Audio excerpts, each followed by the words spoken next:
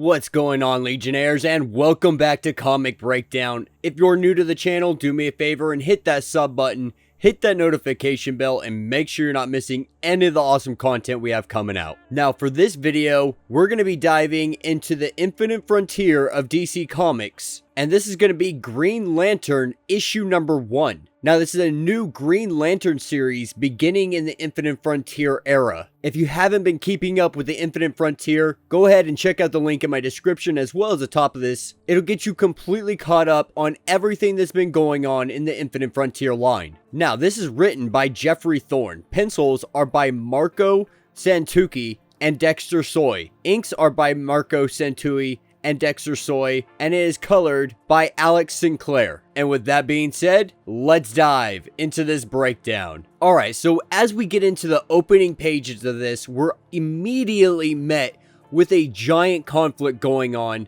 and we see John Stewart leading the Lanterns on Oa against some kind of threat. And right now, their biggest objective is to try to save all the civilians, get them protected so that everybody can join together and fight whatever it is they're going against. And as this battle goes on, we see the arrival of Simon, one of our other Lanterns of Earth. And Simon and John are back to back battling the best they can. And as we see them standing back to back, they're talking about Keli, the new Teen Lantern, wondering where she is in the midst of all of this battle, but they've lost track of her. But they soon find her, seeing her defending a bunch of civilians and using her Gauntlet just as good as all the other Lanterns out there on the battlefield today. And as we see this battle rage on, a Thangarian arrives, doing her best to try to help out the Lanterns, but at the same time criticizing them,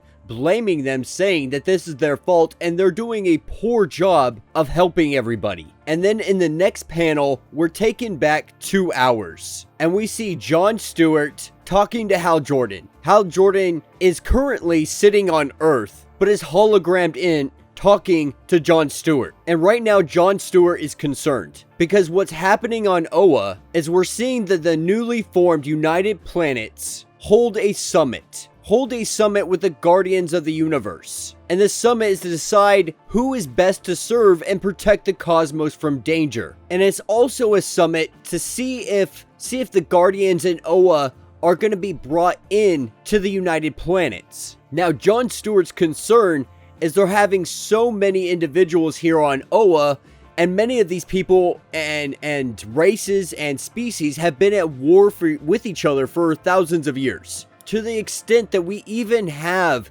yellow lanterns and red lanterns here, which is a hard pill for any Green Lantern to swallow, but this is all in the name of peace. Well, at least that's the objective here. And as these two are flying through Oa, they're met by the Thangarian. Now, she is captain of the United Planets Brigade, and her name is Amira Kalan. And really what we see here is her talking down to them. She sees the Lanterns as inadequate, not good enough to be able to protect anything, let alone Oa itself. And she also worries because all Green Lanterns have been called back to Oa. At least everybody that can be spared and can be here. So we're seeing a giant army of Lanterns, and that can be perceived as a show of force, kind of like flexing on them. But this is when she takes off and the Guardians say that they require a status report on everything that is going on from Hal Jordan. And he lets the Guardians know that he is currently on Earth and he's put the Justice League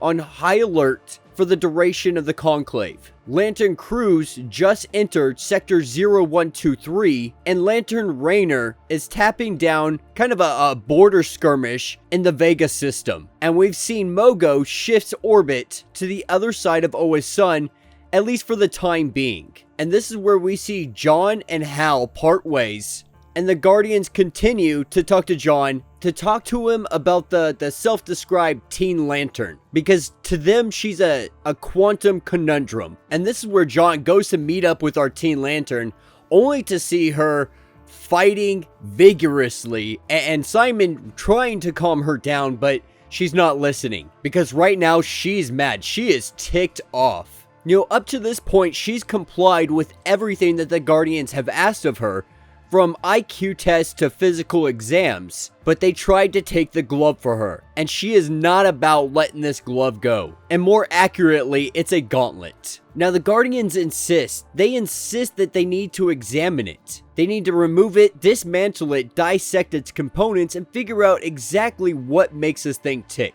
Now John needs to de-escalate this situation, so he has Simon take our Teen Lantern and just get her out of this situation. And this is where John Stewart really starts to figure out that this isn't Krona's Gauntlet. While it shares the same design elements, that Gauntlet is still in the vault. And whatever Gauntlet she has is not of Oan origin. It also does not draw power from the central battery. And so for the Guardians, this is very troubling information.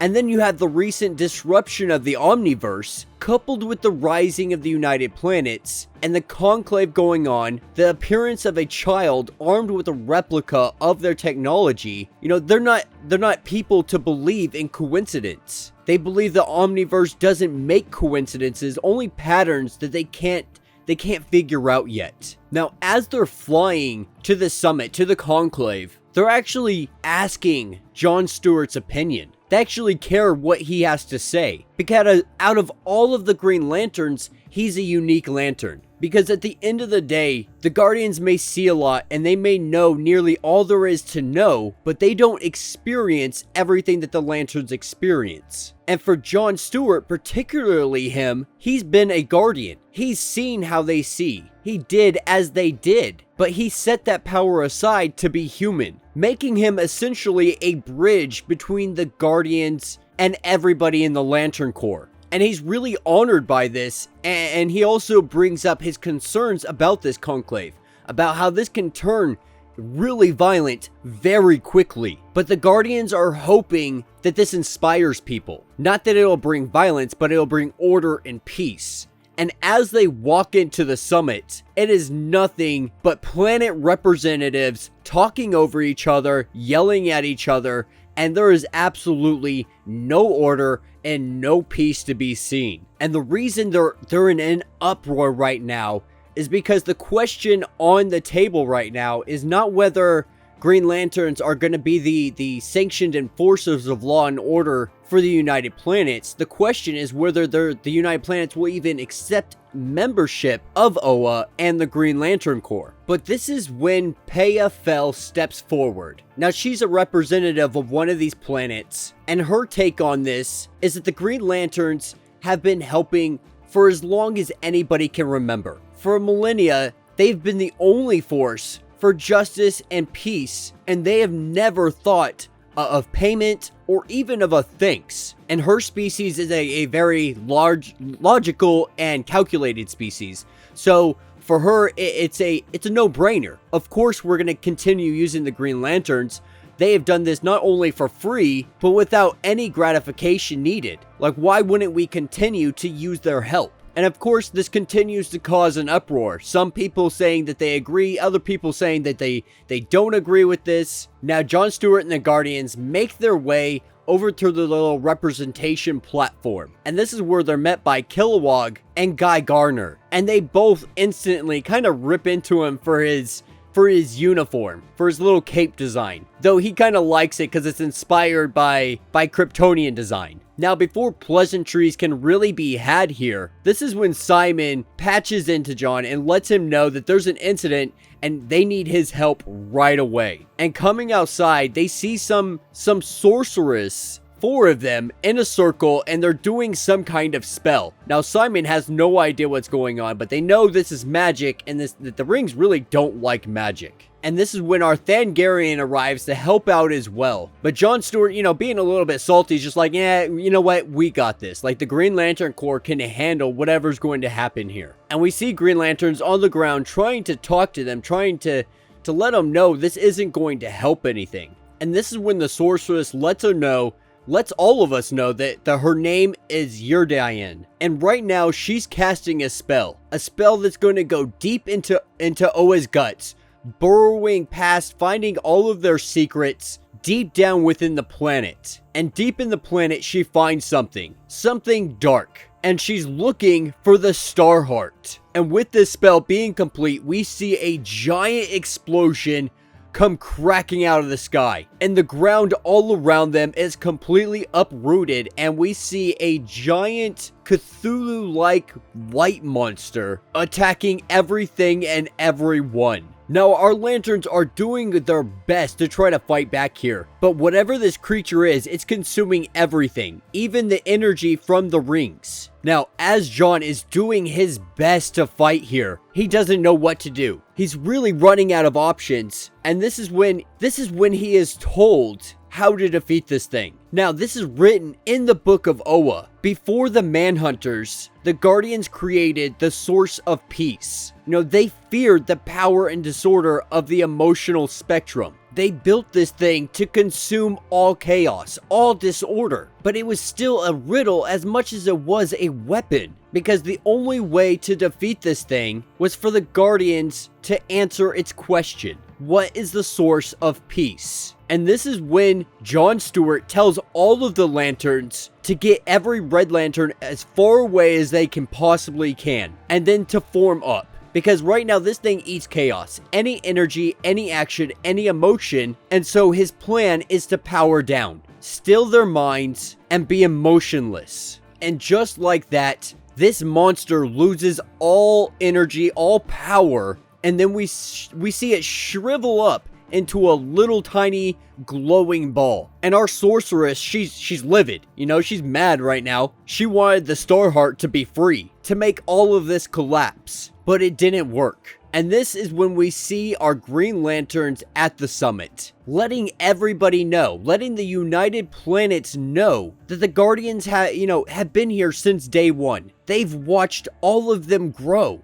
into the society they are today, moving towards the true civilization that they can be. And the only fear that they have right now is the fear that none of them are going to make it to their true potential, to become the civilization that the Guardians know they can be. A civilization that has principles on justice, empathy, fairness, and discovery. And the Guardians admit they have flaws, they mess up, they do things wrong sometimes. They've seen themselves almost as gods, but they're realizing the error of their ways. They know they're not rulers, they're not parents. You know, if anything, they're older siblings. But whatever the decision of the United Planets, they'll accept it for whatever it is. And this is where we see the tally added up. And with all votes in, Oa is accepted into the United Planets. Now, as everybody's cheering, having a great time, somebody comes out of left field. Because people aren't happy about this. They still want the heart free. There's still a little faction out there that's going to do whatever they can to make this happen. And we see a fire arrow shot through the crowd and hits one of the Guardians in the chest. And we see him burnt alive. And that will be the end of this issue. So let me know what you guys think down in the comments. Personally, I think this is a great introduction for the Green Lanterns jumping into the Infinite Frontier line. We get a little introduction to all of the Green Lanterns that we know and love. We're getting a little more of this teen lantern with her gauntlet that's not connected to the battery source, which I'm sure is going to have a big play out. And we're going to have a big story arc on that, which I'm actually really excited for. And it's nice to see all these new characters really in the whole Green Lantern landscape. And it doesn't feel like it's taking away from any of the characters either. And it's really awesome to see John Stewart, you know, kind of leader of the Green Lantern Corps. But yeah, let me know what you guys think down in the comments. If you have not yet, please do me a favor, subscribe to the channel, like this video, and until the next breakdown.